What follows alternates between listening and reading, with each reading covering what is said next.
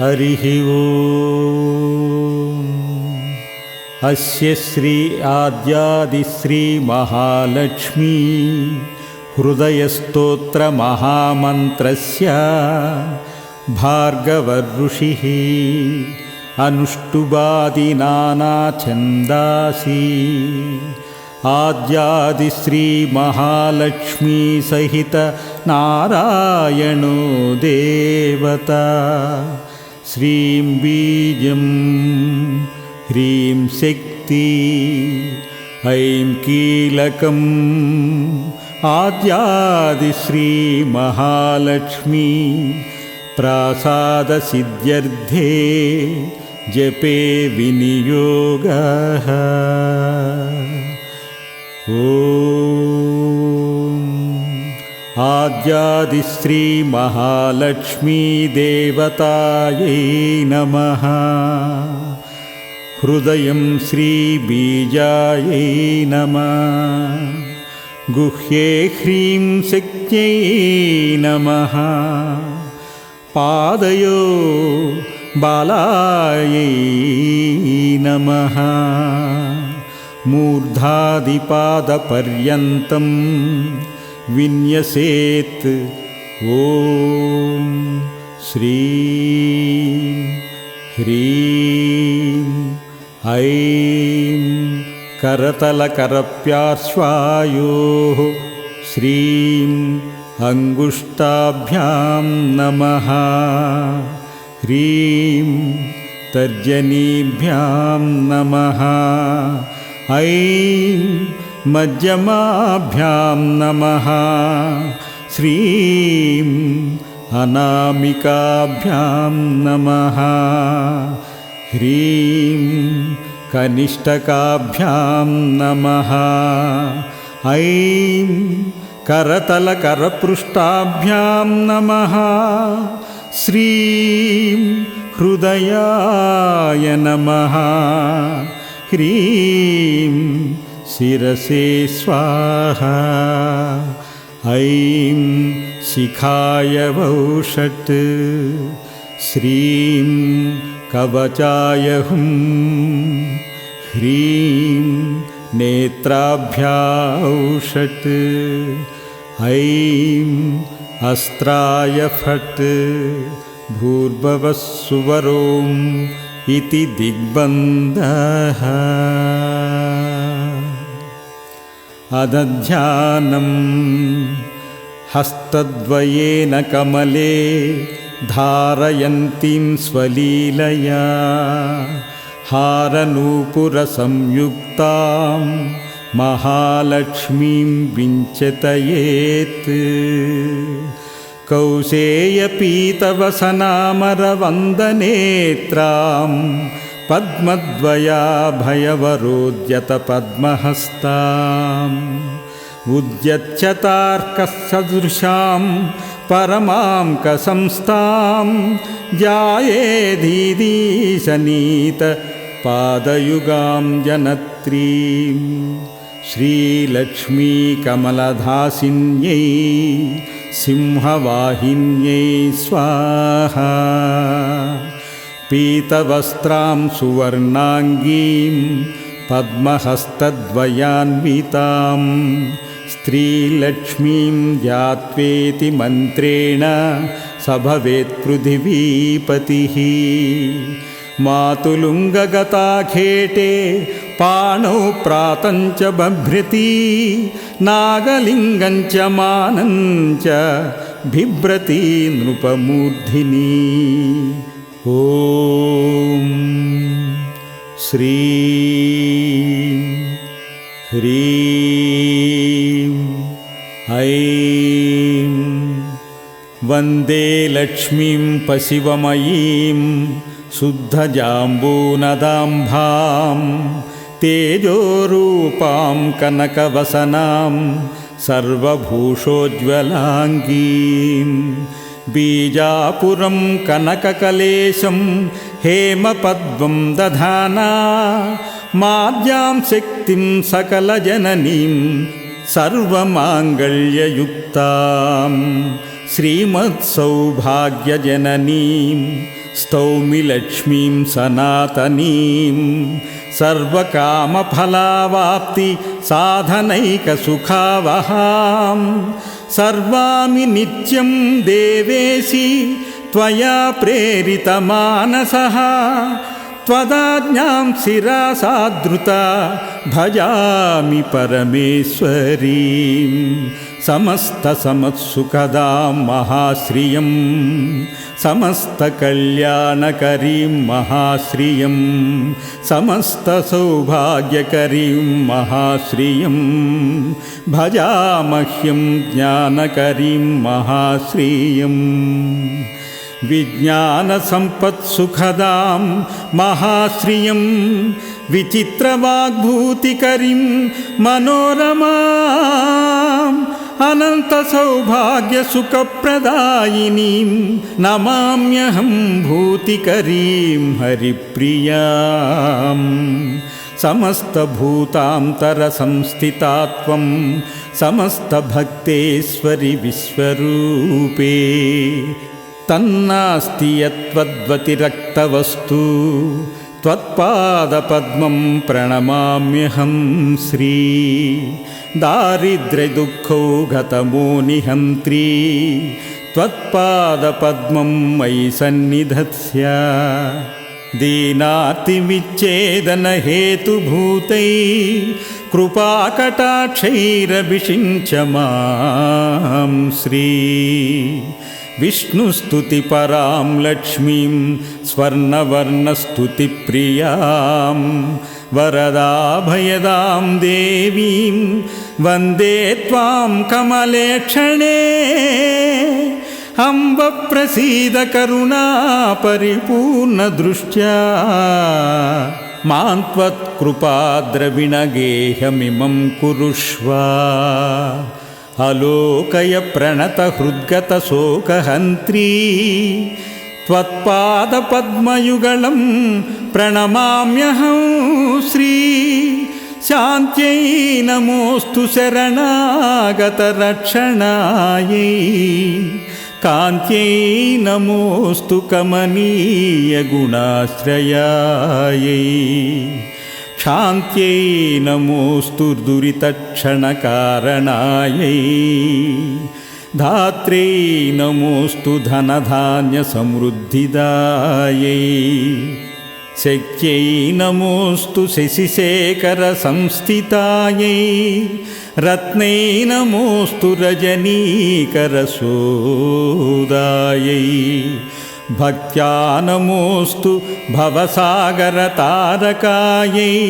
स्तुत्यै नमोऽस्तु मधुसूदनवल्लभायै लक्ष्म्यै नमोऽस्तु शुभलक्षणलक्षितायै सिद्ध्यै नमोऽस्तु सुरसिद्धसुपूजितायै धृत्यै नमोऽस्तु मम दुर्गतिभञ्जनायै गत्यै नमोऽस्तु वरसद्गतिदायकायै देव्यै नमोऽस्तु दिवि देवगणार्चितायै भूत्यै नमोऽस्तु भुवनार्ति विनाशकायै भूत्यै नमोऽस्तु भुवनार्ति विनाशकायै शान्त्यै नमोऽस्तु धरणीधरवल्लभायै पुष्ट्यै नमोऽस्तु पुरुषोत्तमवत्सलायै सुतीव्रदारिद्र्यतमोपहन्त्र्यै नमोऽस्तु ते सर्वभायपहन्त्र्यै श्रीविष्णुवक्षस्थलसंस्थितायै नमो नमो सर्वविभूतिदायै जयतु जयतु लक्ष्मीर्लक्ष्मीणालङ्कृताङ्गीं जयतु जयतु पद्मा पद्माभिवन्द्या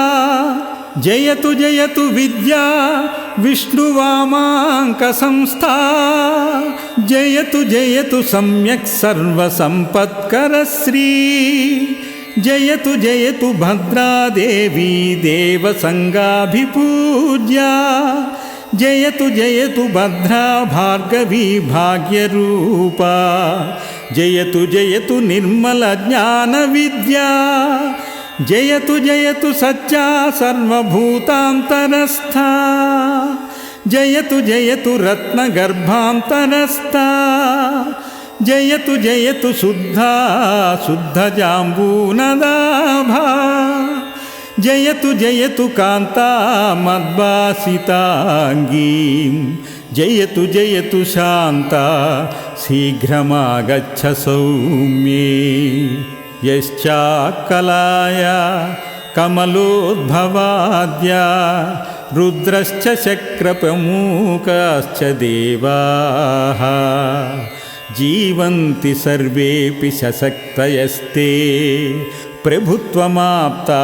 పరమాయుషస్తే ముఖబీజం ఓం హ్రీం హ్రీం అం అం యం దుం లం వం లిలేఖే నిఠలే విధిర్మమలిపిం విసృజ్యాంతరం త్వయా విలిఖితవ్యమేతదితి తత్ఫలప్రాప్తయే తదంతికఫలం స్ఫుటం కమలవాసినీ శ్రీరిమాం సమర్పయ సముద్రికాం సకలభాగ్య సంసూచికా పాదబీజం ఓం అం ఆం ఈం ఏం ఐం కం లం రం కలయాతే యథా దేవి జీవంతి సచరాచరా తదా సంపత్కరీ లక్ష్మీ సర్వదా సంప్రసీద మే యదా విష్ణుర్ధ్రువం నిత్యం స్వకాలం సన్యవేశయత్ తదైవ స్వకలాం లక్ష్మీమయీ సమ్యక్ సమర్పయ సత్యసౌఖ్యప్రదే దేవి భక్తనామభయప్రదే అచలాం కురయత్నేన కలాం మయి నివేశితాం ముదాస్తాం మత్పాలే పరమపదలక్ష్మీ సుటకలా సదా వైకుంఠ శ్రీర్నివసతు కలామే నయానయో వసేత్ సత్యే లేకే మమ వచసి లక్ష్మీర్వరకలా శ్రియశ్వేతద్వీపే నివసతు కలామే స్వకరయోః నేత్రబీజం ఓం ఘ్రాం ఘ్రీం ఘ్రీం ఘ్రౌం ఘ్రోం ఘ్రౌం ఘ్రం గ్రహ తావన్నిత్యం మమాంగేషు క్షీరాబ్దౌ క్షీరాబ్దౌ శ్రీకళావసేత్ సూర్యచంద్రమసౌ యావత్తావలక్ష్మీపతిశ్రియౌ సర్వమంగళసంపూర్ణా సర్వైశ్వర్యసమన్వితా ఆద్యాదిశ్రీ మహాలక్ష్మీ త్వత్కళామయి తిష్టతు అజ్ఞానతిమిరం హంతు శుద్ధజ్ఞానప్రకాశికా సర్వైశ్వర్యప్రదామేస్తు త్వత్కళామయి సంస్థితా అలక్ష్మీం హరతు క్షిప్రం తమస్సూర్యప్రభాయధా వితనోతు మమ శ్రేయ స్వత్కళామయి సంస్థితా ఐశ్వర్యమంగళోత్పత్తి स्वत्कलायां निधीयते मयि तस्मात् कृतार्थोऽस्मि प्रातमस्मि स्थितेस्तव भवदावेशभाग्योर्हो भाग्यावावस्मि भार्गवी त्वत्प्रसादात्मवित्रोऽहं लोकमातर्नमोऽस्तु ते लोकमातर्नमोऽस्तु ते लोकमातर्नमोऽस्तु ते पुनासि मां त्वत्कल्पयैव यस्मात् ततः समागत्य ममाग्रतस्त्वं परं पदं श्रीर्भव सुप्रसन्ना मय्यच्युतेन प्रविशादलक्ष्मी श्रीवैकुण्ठस्थिते लक्ष्मी समागच्छ सन्निधिं नारायणेन सह मां कृपादृष्ट्यावलोकय सत्यलोकस्थिते लक्ष्मी समागच्छ ममाग्रता वासुदेवेन सहिता प्रसीद वरदा भव श्वेतद्वीपस्थिते लक्ष्मी शीघ्रमागच्छ सुव्रते विष्णुना सहिता देवी जगन्माता प्रसीद मे क्षीराम्बुधिस्थिते लक्ष्मी समागच्छ समाधवे त्वत्कृपाददृष्टिसुधयो सततं मां विलोकय रत्नगर्भस्थिते लक्ष्मी परिपूर्णहिरण्मयी समागच्छ समागच्छ सित्वा सुपुरतो मम स्थिरा भव महालक्ष्मी निश्चला भव निर्मले प्रसन्नकमले देवी प्रसन्नहृदया भव श्रीधरे श्रीमहालक्ष्मी त्वदन्तं स्तं महानिधिं शीघ्रमुद्धृत्य पुरतः प्रदर्शय समर्पय वसुन्धरे श्रीवसुदे वसुद्रोग्धिकृपामयी त्वत्कुक्षिगतः सर्वस्वं शीघ्रं मे सम्प्रदर्शय विष्णुप्रिये रत्नगर्भे समस्तफलदे शिवे त्वद्गर्भगतहेमादीन् सम्प्रदर्शय दर्शय रसातलागते लक्ष्मी शीघ्रमागच्छ मे पुरा न जाने परमं रूपं मातर्मे सम्प्रदर्शय आविर्भवमनोवेग शीघ्रमागच्छ मे पुरः मा वत्सैर्भैर्विहेत्युक्ता कामाङ्गौरिव रक्ष मां देवी शीघ्रं ममागच्छ धरणीगर्भसंस्थिते मातस्तद्भृत्यद्भृत्योऽहं मृगये त्वां कुतूहलात् उत्तिष्ठ जागृहि मयि समुत्तिष्ठनुजागृहि अक्षयान् हेमकलशान् सुवर्णेन सुपूरितान् निक्षेपान् मे समाकृष्य समुद्धृत्य ममाग्रता समुन्नतानना भूत्वा सम्यक् देहि धरातलात् मत्स्यन्निधिं समागच्छ मदाहितकृपारसा प्रसीद श्रेयसां दोग्ध्री लक्ष्मीर्मे नयनाग्रता अत्रोपविश्य लक्ष्मीत्वं स्थिरा भव हिरण्मयी सुस्थिरा भव सम्प्रीत्य प्रसन्ना वरदा भव आनीतां स्तुत्वया देवी निधीन्यै सम्प्रदर्शय अध्यक्षणेन सहसा दत्वा संरक्ष मां सदा मयि तिष्ठ तथा नित्यं यथेन्द्रादिदिषु तिष्ठसि अभयं कुरु मे देवी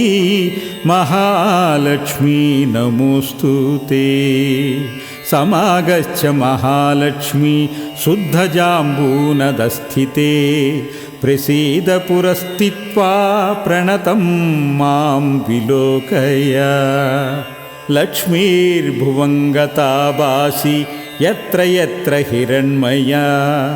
तत्र तत्र स्थिता त्वं मे तव रूपं प्रदर्शय क्रीडन्ती बहुधा भूमौ परिपूर्णकृपामयी मम मूर्धविते हस्ता मविलम्बितमर्पय फलभाग्योदये लक्ष्मी समस्तपुरवासिनी प्रसीद मे महालक्ष्मी परिपूर्णमनोरथे अयोध्यादिषु सर्वेषु नगरेषु समास्थिते वैभवैर्विविधुर्युक्तै समागच्छ मुदान्विते समागच्छ ममाग्रे भव सुस्थिरा करुणारसनिष्पन्ना नेत्रद्वयविलासिनी सन्निधस्य महालक्ष्मी त्वत्पाणिं मम मस्तके करुणासुधया मां त्वमभिषश्च स्थिरं कुरु सर्वराज्यगृहे लक्ष्मी समागच्छ बलान्विते स्थित्वा सुपुरुतो मेद्य प्रसादेन भयं कुरु सादरं मस्तके हस्तं मम त्वकृपयार्पय सर्वराजस्थिते लक्ष्मी त्वत्कलामय तिष्ठतु आद्यादिश्रीमहालक्ष्मी विष्णुवामाङ्कसंस्थिते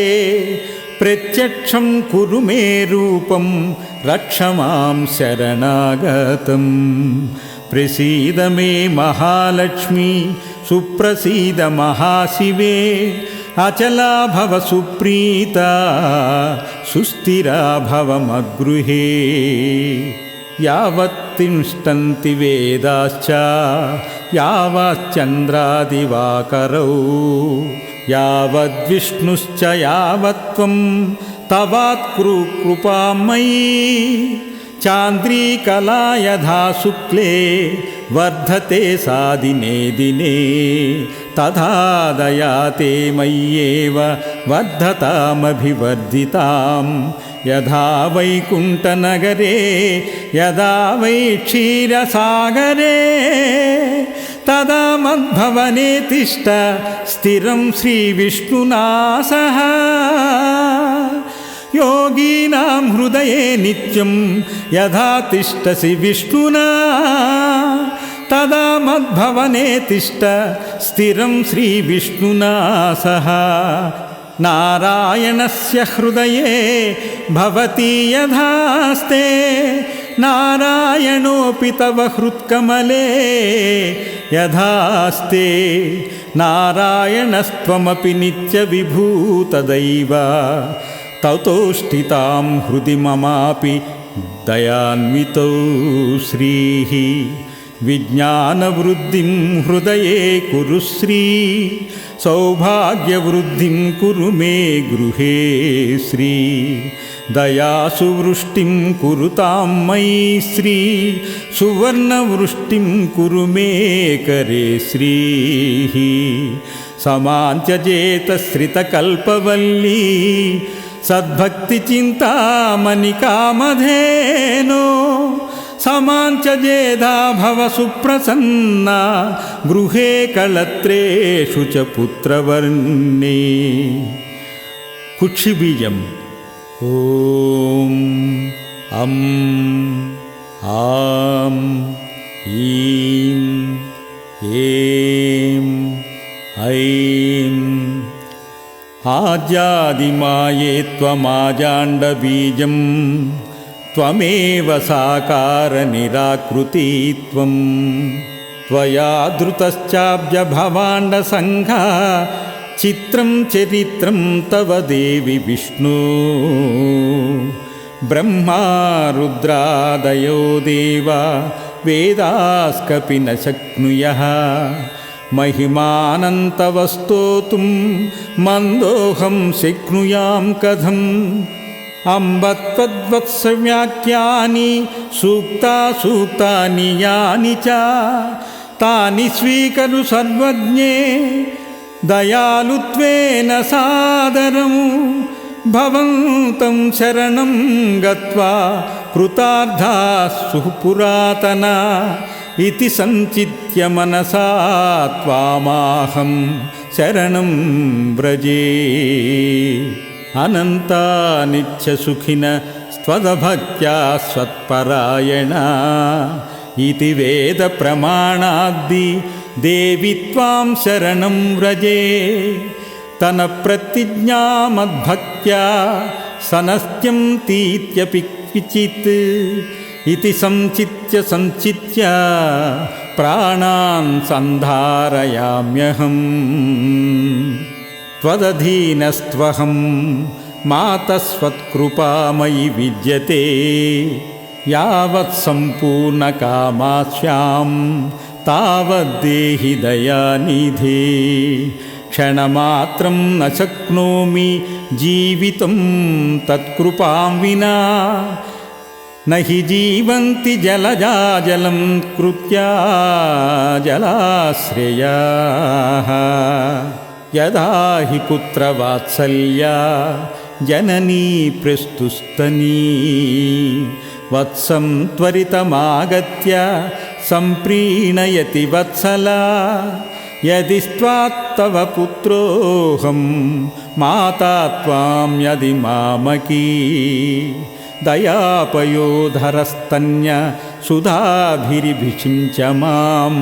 మృగ్యో న గుణలేశోపి మయి దోషైకమందిరే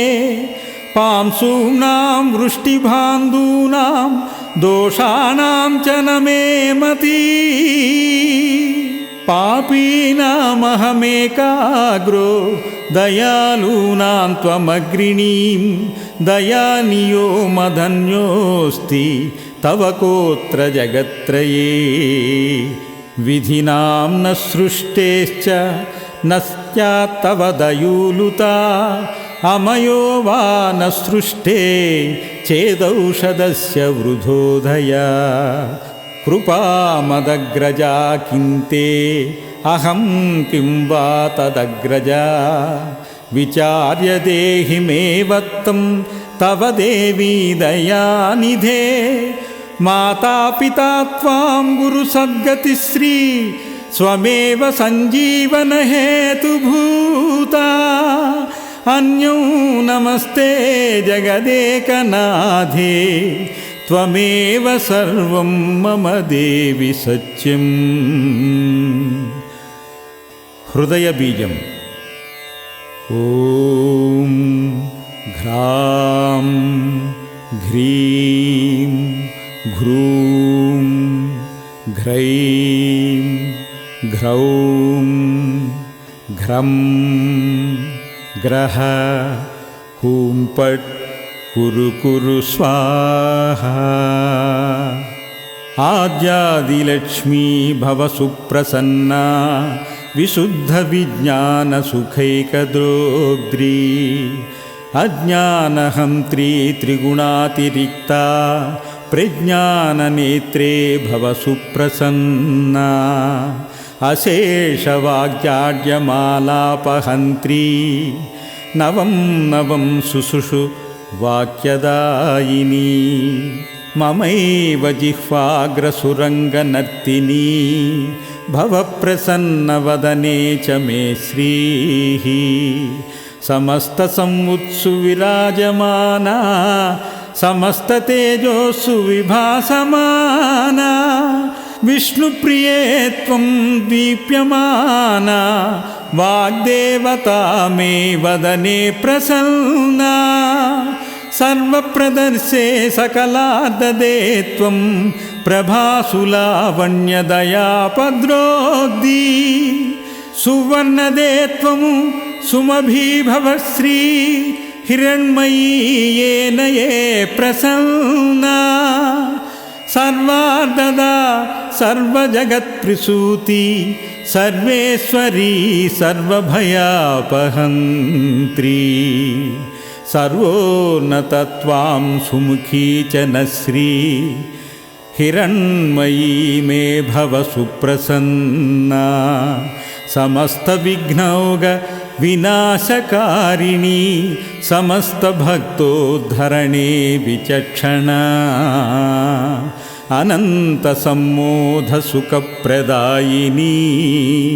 हिरण्मयी मे नयने प्रसन्ना देवी प्रसीद दयनीयतमाय मह्यं देवादिनाथ भवदेवगणादिवन्द्ये मातः सदैव भवसन्निहितादृशोर्मे पच्चासमं मम मुखे भव सुप्रसन्ना मामत्सभैरभयदानकरोर्पितस्ते मौळौ ममैति मयदीनजनानुकम्पे मातः समर्पय मुदा करुणाकटाक्षा माङ्गल्यबीजमिह न सृज जन्ममातः कंठबीजम् ॐ श्रां श्रीं श्रूं श्रैं स्रौं श्रं कटाक्ष इह कामधु तव मनस्तु चिन्तामणि करस्सुरतरुः सदा नवदिस्त्वमेवेन्दिरे भवत्तव दयारसो रसरसायनं चान्वहं मुखं तव कलानिधि विविधा वाञ्छितार्थप्रदं यथा रसस्पर्शनतो यशोऽपि सुवर्णतास्कत्कमले तथा ते कटाक्षसंस्पर्शनतो जनाना ममङ्गलानापि मङ्गलत्वं देहीति नास्तीति वच प्रवेश भीतो रमे त्वां शरणं प्रपद्ये अतः सदास्मिन्नभयप्रदा त्वां सहैव पत्नामय सन्निधेः कल्पद्रुमेण मणिना सहिता सुरम्या श्रीस्ते कलामयरसेन रसायनेन आस्तामतो मम च दृक्करपाणिपादा सृष्ट्या सुवर्ण वपुषुः पुष्करङ्गमास्युः आद्यादिविष्णो स्थिरधर्मपत्नी त्वमम्ब पद्मास्त्रदेहि आद्यादिलक्ष्मी त्वदनुगृहेण पदे पदे मे निधिदर्शनं स्यात् आद्यादिलक्ष्मी हृदयें पटध्य स्वराजलक्ष्मीमचलां तनोति महोदरिद्रोऽपि भवेद्धनाढ्या तदन्वये स्त्रीस्थिररतां प्रयाति यस्या स्मरणमात्रेण तुष्टा स्याद्विष्णुवल्लभा तस्याभीष्टं ददात्यासु तं पालयति पुत्रवत् इदं रहस्यं हृदयं सर्वकामफलप्रदं जपः पञ्चसहस्रं तु पुरश्चरणमुच्यते त्रिकालमेककालं वा नरो भक्तिसमन्विता यः पठेत् शृणुयाद्वापि स याति परमां श्रियम् महालक्ष्मी समुद्दिश्य निशिभार्गववासरे इदं श्रीहृदयं जप्त्वा पञ्चवारं धनी भवेत् अनेन हृदयेनान्नां गर्भिण्याभिमन्त्रितं ददाति तत्कुले पुत्रो जायते श्रीपति स्वयं नरेणप्यधवा नार्या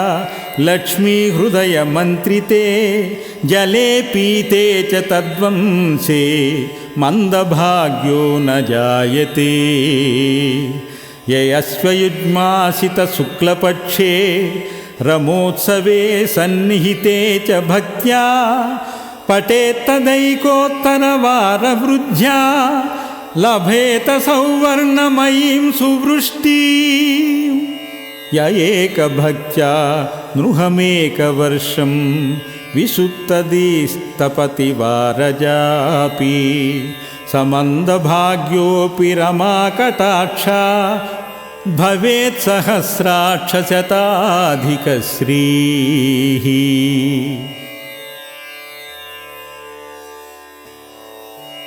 श्रीशाङ्घ्रिभक्तिं हरिदासदास्यं